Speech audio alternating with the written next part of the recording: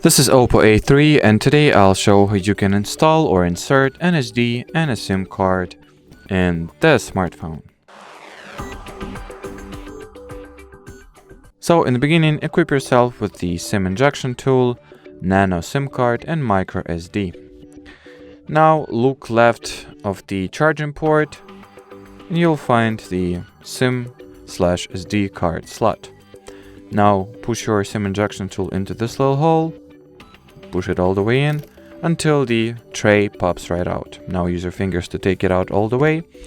And here you have two sides, so one side is for a SIM card only and another side allows you to choose between either memory card or second physical SIM. So when it comes to SIM card, simply align it in accordance with this little graph you have printed onto the slot itself and it should pop right out. And the same goes for SD card. So simply align it as shown right over here and slot it all the way.